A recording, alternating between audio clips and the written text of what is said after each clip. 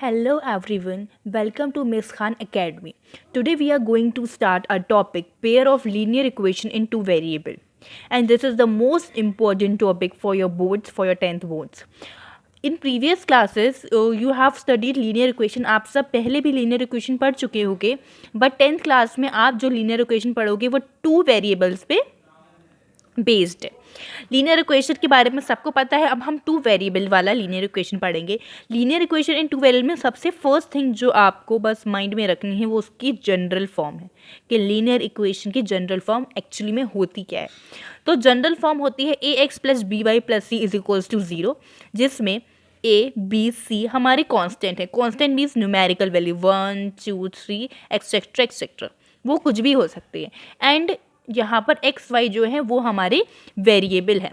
हम two variable में linear equation पढ़ रहे हैं, इसलिए आपको हर क्वेश्चन में जो भी आप क्वेश्चन सॉल्व करोगे उसमें आपको टू ही वेरिएबल मिलेंगे. यहाँ पे आपको जनरल फॉर्म में एक्स वाई टू वेरिएबल्स हैं.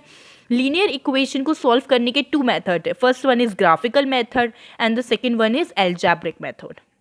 So first I am going to teach you the algebraic method.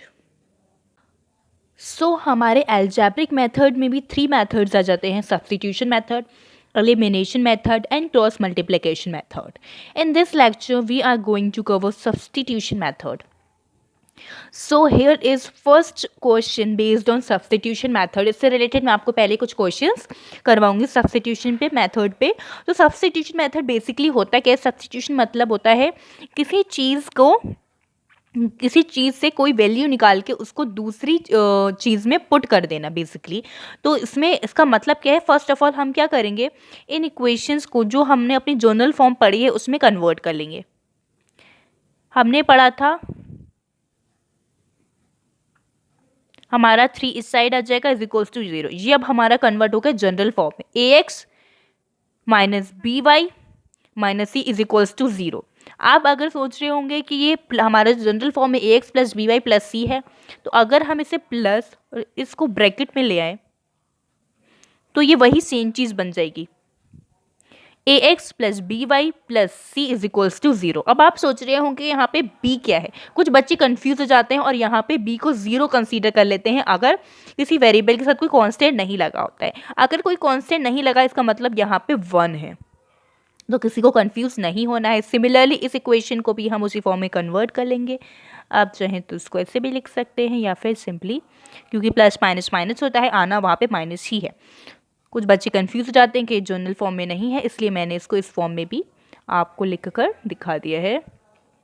तो हमको करना क्या है, किसी भी एक इक्वेशन में से, फॉर एग्जांपल मैं फर्स्ट इक्वेशन ले रही हूँ, फर्स्ट इक्वेशन में से मैं किसी भी एक वेरिएबल की वैल्यू निकालूंगी. मैंने सपोज करो एक्स की वैल्यू निकाली. वैल्यू कैसे निकालते हैं, एक्स के साथ जितने भी और टर्म्स लगी हैं उसको दूसरी साइड शिफ्ट कर देंगे और एक्स को अकेला कर देंगे. कैसे करेंगे, फर्स्ट ऑफ ऑल एक्स के साथ जो भी प्लस में है वो दूसरी साइड शिफ्ट कर देंगे.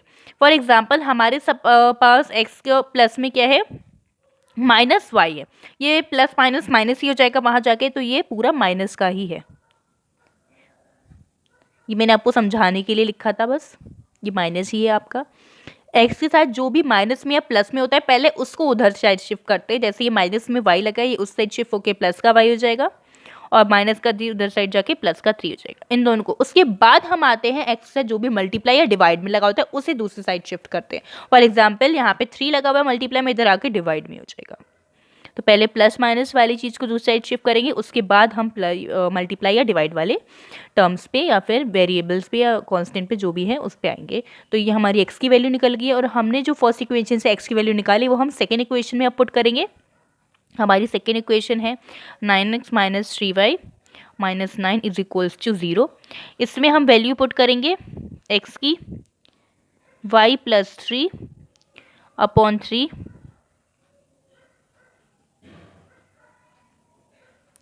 मल्टीप्लाई में जो भी लगा होता है ब्रैकेट के साथ ब्रैकेट के बाहर जो भी होता है वो मल्टीप्लाई में होता है पूरे ब्रैकेट के साथ, तो ये मल्टीप्लाई में है और 3 हमारा इसके साथ डिवाइड में दे रखा है, तो 3 इसको सिंप्लीफाई कर सकता है।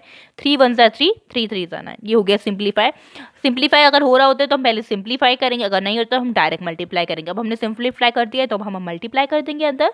तो जो ब्रैकेट के बाहर होता है उसकी सारे टर्म्स से होती है मल्टीप्लाई, पहले y से मल्टीप्लाई होगी तो ये 3y हो जाएगा, फिर 3 से होगी, 3 3 ज़ा 9, माइनस 3y माइनस 9 हमारा चल ही रहा है इज इक्वल्स टू 0। ये सबको क्लियर हो गया होगा। अब आप देख रहे हैं ये प्लस का 3y, ये माइनस का 3y, 3y से 3y कैंसिल हो गया।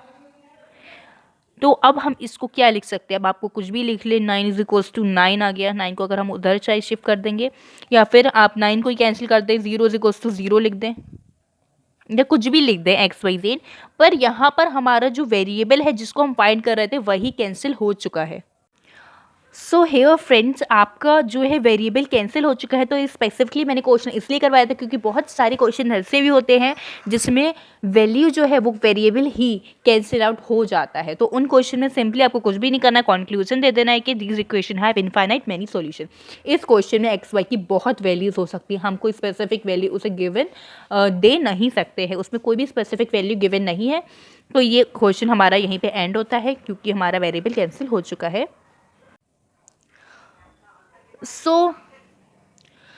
ये हमारा नेक्स्ट क्वेश्चन है जिसमें हमारी क्वेश्चन गिवन है √2x plus √3y is equals to 0, √3x minus √8y is equals to 0। ये भी क्वेश्चन हमारा एनसीईआरटी का, हमारा प्रीवियस क्वेश्चन भी एनसीईआरटी से था। मेरी कोशिश है मैं मोस्टली एनसीईआरटी के क्वेश्चन कवर अब कराऊँ, साथ ही साथ जो इंपॉर्टेंट क्वेश्चन है बोर्ड्स में मोस्टली पूछे जाते हैं वो भी करवाऊँ। और बाकी आपको अगर अदरवाइज़ कोई डाउट है तो आप मुझे कमेंट सेक्शन में बता सकते हैं, वो भी मैं आपको अलग से सेशन में सॉल्व करवा दूंगी। तो अभी हम फिलहाल ये वाला क्वेश्चन करते हैं। इसमें भी सेम वही चीज़ करनी है आपको। फर्स्ट इक्वेशन में से एक वेरिएबल की वैल्यू निकाल लेंगे, मैं फिर से वही कर रही हूँ, एक्स की वैल्यू निकाल ले रही हूँ। एक्स की वैल्यू निकालने के लिए हम पहले प्लस या माइनस में जो भी वेरिएबल है टर्म है उसको दूसरी साइड शिफ्ट कर देंगे, प्लस √3y को दूसरी साइड शिफ्ट कर देंगे तो ये माइनस √3y हो जाएगा। और मल्टीप्लाई में √2x था तो इसको हम नीचे मल्टीप्लाई में इधर आके डिवाइड में हो जाएगा, उसे शिफ्ट कर देंगे, हमारी x की वैल्यू यहाँ से आ गई है माइनस √3y अपॉन √2x। हमारी नेक्स्ट इक्वेशन है √3x minus √8y is equals to 0। इसमें हमारी x की वैल्यू हमने फाइंड कर ली है, उसे अब हम इस इक्वेशन में x की वैल्यू पुट कर देंगे। हमने ये कर दी है, साथ में हमारा √8y हम पूरे इक्वेशन बाकी की एज इट इज़ कॉपी कर देंगे। अब हम इसकी ये मल्टीप्लाई में है, मैं आपको पहले ही बता चुकी थी, ये ब्रैकेट के बाहर जो भी हमारा वेरिएबल टर्म होता है, कांस्टेंट होता है, वो मल्टीप्लाई में होता है ब्रैकेट में। अब जब हम इसकी मल्टीप्लाई करेंगे अंदर, सिंप्लीफाई ये हो नहीं सकता, √2 से √3 कैंसिल आउट हो नहीं सकता, सिंप्लीफाई नहीं हो सकता, तो हम डायरेक्ट मल्टीप्लाई करेंगे। √3 इंटू √3 3 होता है, ये बात आप याद रखेंगे,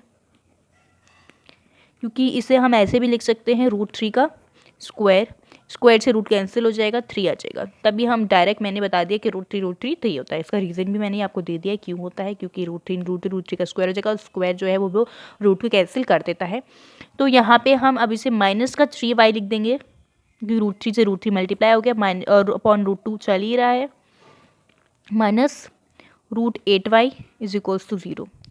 √8 के अगर हम फैक्टर लिखें तो 8 के फैक्टर होते हैं 2 इंटू 2 इंटू 2, 2 का एक पेयर बन रहा है, तो यानी कि एक 2 हमारा बाहर आ जाएगा रूट से और एक 2 रूट के अंदर ही रह जाएगा। आपको ये पता है पेयर बाहर आते हैं रूट में से, तो ये हमारा, तो अब हम क्या कर सकते हैं, √8 की जगह 2√2 लिख देंगे इज इक्वल्स टू 0। अब यहाँ पे हम इस पॉइंट पे आके एलसीएम लेंगे, √2 और 1 का एलसीएम √2 ही होगा। ये minus as it is copy जाएगा क्योंकि √2 1 सा √2 होता है और 1 की मल्टीप्लाई न्यूमरेटर से होगी तो वही न्यूमरेटर वापस आ जाएगा, 1 इंटू -3y ही होगा।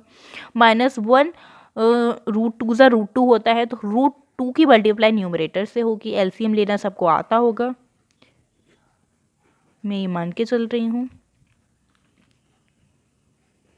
वही सेम चीज़ आ गई यहाँ पे, जब √2 की √2 से मल्टीप्लाई होगी जो हमने यहाँ पे √3 के साथ बताई थी तो 2 ही आ जाएगा, और एक 2 यहाँ पे हमारा और है तो 2 इंटू 2 हो जाएगा अपॉन √2 इज इक्वल्स टू 0। √2 उधर जाएगा, मल्टीप्लाई में 0 के पास 0 हो जाएगा, y minus 3y minus 4y is equals to 0।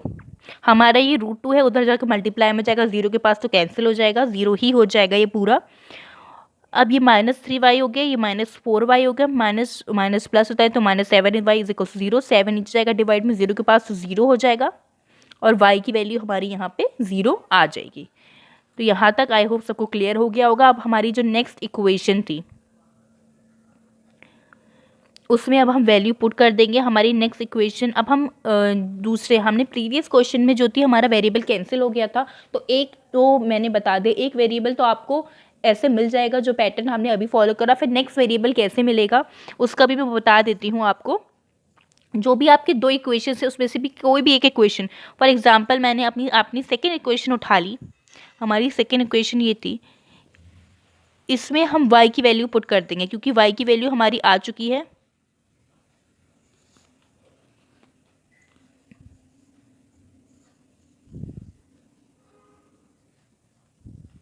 ये पूरा 0 ही हो जाएगा।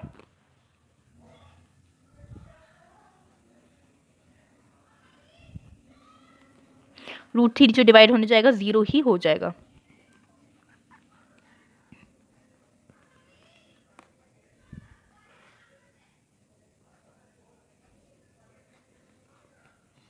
तो हमारी x की वैल्यू भी 0 आ जाएगी। तो यहाँ पे हमारा x is equals to 0 and y is equals to 0, दोनों की वैल्यू 0 आ गई। सो फ्रेंड्स, हमारा नेक्स्ट क्वेश्चन ये है, थर्ड क्वेश्चन, ये भी हमारा एनसीईआरटी क्वेश्चन ही है। इस सेशन में हम एनसीईआरटी क्वेश्चन ही कर रहे हैं। हमारा क्वेश्चन है solve 2x + 3 equals to 11 and 2x - 4y equals to -24। Simple सा क्वेश्चन है, मैं इन दोनों इक्वेशन को सॉल्व करके एक्स वाई की वैल्यू फाइंड करनी है। And hence find the value of m for which, हमें एक इक्वेशन गिवन है y is equals to mx + 3, हमें इसमें से m की वैल्यू फाइंड करनी है। m की वैल्यू फाइंड करने के लिए सिंपल है, हम दोनों इक्वेशन की हेल्प से xy निकालेंगे, फिर इस इक्वेशन में xy पुट कर देंगे और m फाइंड कर लेंगे।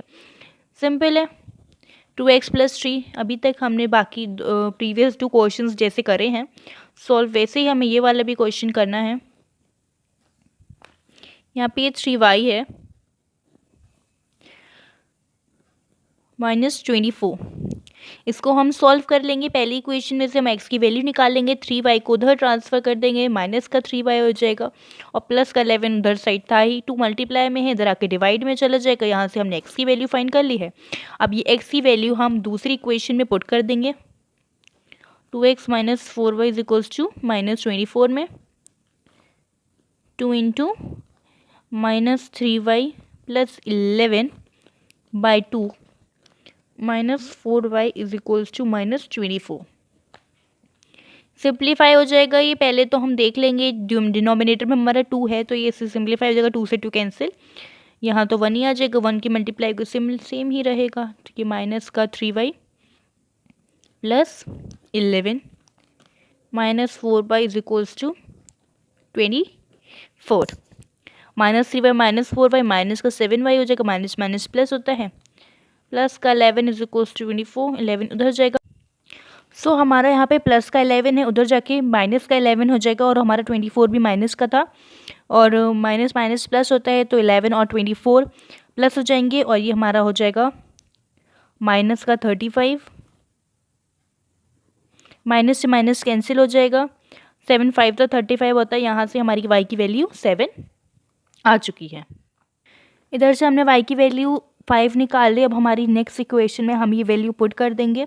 हम किसी भी इक्वेशन में कर सकते हैं, मैं फर्स्ट इक्वेशन में ही कर रही हूँ। y की वैल्यू 5 पुट कर देंगे, y हटा के 5 लगा देंगे,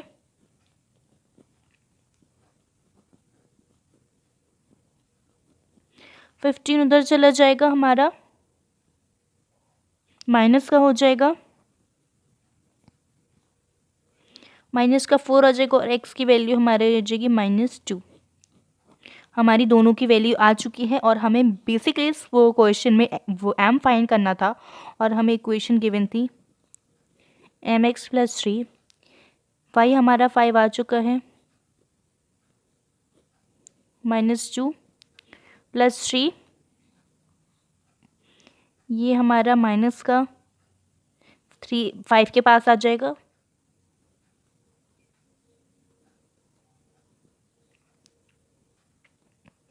ये प्लस का 2,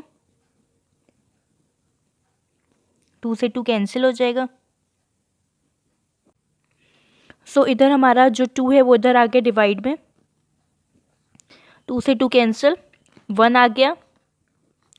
और यहाँ पे हमारी m की वैल्यू आ गई -1, क्योंकि माइनस उधर शिफ्ट हो जाएगा और m की वैल्यू हमारी -1 आ गई। ये हमारा पूरा क्वेश्चन सॉल्व हो गया। सो फ्रेंड्स, ये हमारा आज का लास्ट क्वेश्चन है इस सेशन का। बाकी हम आगे कंटिन्यू करेंगे। सो ये देखते हैं।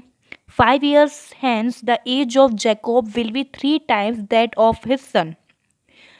5 years hence का मतलब होता है later, आगे 5 साल बाद। 5 years ago Jacob age was 7 times that of his son. What are their present ages? हमसे प्रेजेंट एज पूछी है जैकब और उसके सन की। हम इस टाइप के क्वेश्चंस में पहले लेट कर लेते हैं, लेट करके स्टार्ट करते हैं। Let the present ages of Jacob and his son be x and y. हमने जैकब की एज x मान ली और उसके सन की एज y। अब हम स्टेटमेंट फिर से रीड करेंगे। 5 years later, 5 साल बाद, the age of Jacob will be 3 times that of his son. जो जैकब की एज है वो 3 टाइम्स यानी कि 3 गुना ज़्यादा होगी उसके सन की एज से। हम 5 साल बाद की बात कर रहे हैं तो x में यानी कि जैकब की एज की प्रेजेंट एज में 5 साल बाद 5 ऐड कर देंगे। दूसरी तरफ उसके सन की एज में भी 5 years यानी कि ऐड कर देंगे। 5 साल बाद की बात हो रही है। 5 साल बाद क्या होगा, जैकब की एज 3 गुना 3 टाइम्स ज़्यादा होगी। तो हमने बीच में इक्वल का साइन लगाया हुआ है, तो इनको हम इक्वल नहीं कह सकते क्योंकि जो जैकब के फादर की एज वो 3 टाइम्स ज़्यादा है। अगर हम उसके सन का 3 टाइम्स कर दें तब वो जैकब के इक्वल होगा। अब जैकब का साइन इक्वल लगाना बिल्कुल ठीक है क्योंकि हमने उसके सन की एज 3 टाइम्स कर दी है। तो ये हमारी यहाँ से एक इक्वेशन बन गई। हमने इधर मल्टीप्लाई कर लिया,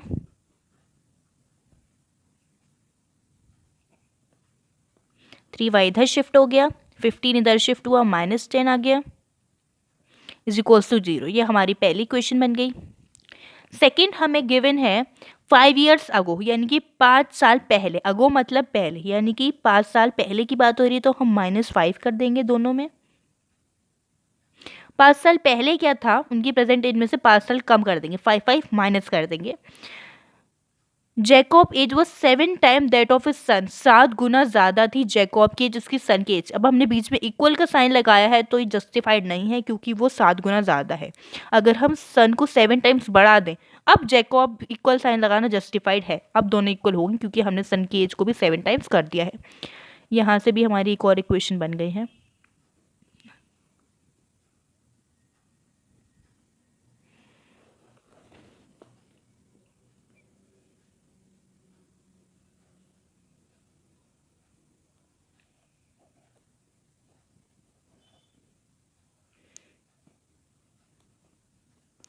ये हमारी यहाँ से सेकेंड इक्वेशन बन गई। सो हमने में ये दोनों इक्वेशन फॉर्म कर ली थी गिवन स्टेटमेंट से। अब हम इनको सॉल्व करेंगे। सिमिलरली वही वे है सॉल्व करने का। हम फर्स्ट वाली इक्वेशन में से x की वैल्यू निकाल देंगे, 3y को उधर शिफ्ट कर देंगे और 10 को भी उधर शिफ्ट कर देंगे। इधर से हमारी x की वैल्यू आ गई है।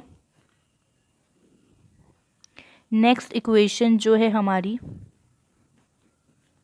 उसमें हम x की वैल्यू पुट कर देंगे।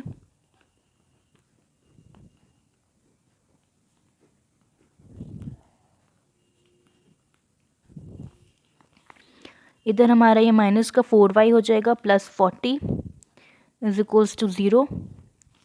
यहाँ पे ये हमारा 40 उधर जाएगा, माइनस का 40 हो जाएगा, माइनस से माइनस कैंसिल और 4 10 का 40 होता है। यहाँ से हमारी y की वैल्यू 10 आ गई।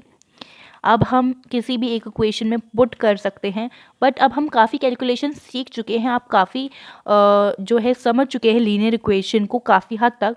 तो अब हम डायरेक्ट क्या करेंगे, इतनी हमें कैलकुलेशन बढ़ाने की ज़रूरत नहीं है, मैं अभी आपको इसलिए करवा रही थी ताकि आपको कोई कन्फ्यूज़न ना हो।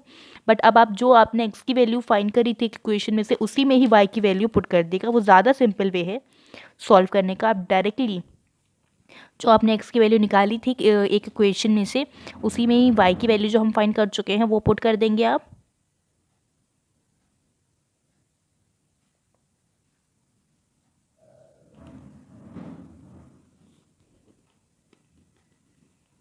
यहाँ से हमारी एक्स की वैल्यू 40 आ गई and here we get both the values.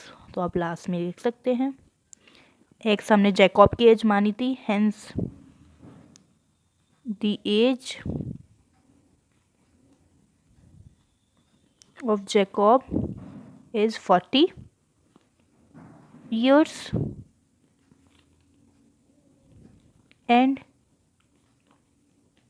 his son is 10 years। तो ये आपके सेशन का लास्ट क्वेश्चन था, तो यहाँ पे आपका ये वाला सेशन ओवर होता है।